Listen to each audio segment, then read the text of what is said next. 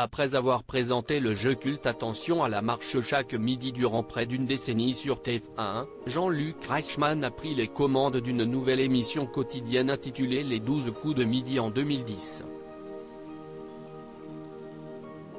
Le programme est rapidement devenu un succès auprès des téléspectateurs. Toujours diffusé en 2022, il s'est imposé comme l'un des rendez-vous incontournables de la première chaîne. À l'occasion du 12e anniversaire du lancement des 12 coups de midi à l'antenne, TF1 a décidé de programmer une émission spéciale, afin de célébrer cet événement. Pour l'occasion, plusieurs anciens maîtres de midi seront de retour sur le plateau de Jean-Luc Reichmann.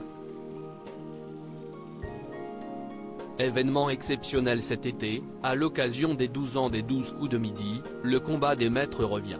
Après 4320 émissions soit 12 ans de rire, de coups de cœur, coups de génie, ou encore coups de folie, 56 maîtres de midi reviennent exceptionnellement s'affronter durant 2 semaines.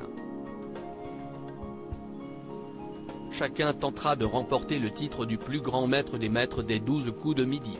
Parmi eux, Estelle, la première maître de midi, Bruno le recordman millionnaire, Xavier, Eric, Timothée.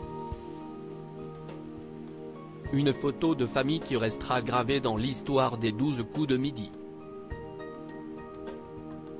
Du jeu, des rires, de l'émotion, des cadeaux et de nombreuses surprises, voici les ingrédients indispensables pour fêter cet extraordinaire événement, a indiqué TF1 dans son communiqué. Les 12 coups de midi, plus de 15 millions d'euros distribués en 12 ans d'émission depuis son lancement sur l'antenne de TF1 en 2010, les 12 coups de midi comptent pas moins de 4320 émissions diffusées au 7 juin 2022.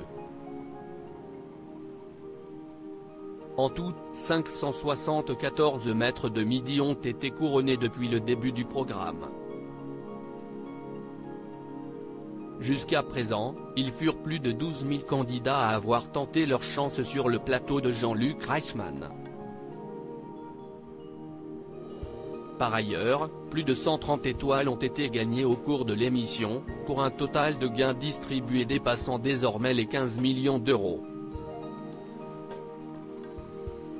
Pour rappel, Bruno reste encore à ce jour le meilleur candidat de l'histoire de l'émission, avec un gain total de 1 026 107 €.